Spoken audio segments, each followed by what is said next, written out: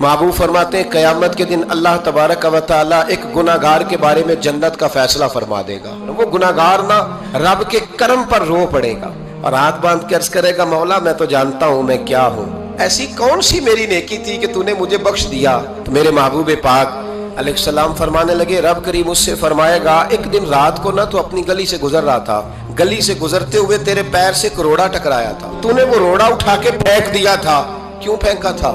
तो नेकी चूंकि उसकी नजर में मामूली थी तो वो भूल चुका था, कहेगा या अल्लाह वो वाला रोड़ा मालिक करीम वो तो मैंने इसलिए उठाया था कि मेरे मोहल्ले में बूढ़े भी रहते हैं, बीमार भी रहते हैं, बच्चे भी रहते हैं, कमजोर भी रहते हैं, इसलिए उठाया था किसी को ठोकर न लग जाए। रब करीम ने फरमाया, तू रात के अंधेरों में रोड़े उठा उठा के मेरे बंदों का ख्याल रखे तो मैं आज कयामत के दिन तेरा ख्याल ना रखूं। फरमाया, उस एक रोड़े के उठाने की बरकत से मैंने तेरे लिए जन्नत का फैसला फरमा दिया।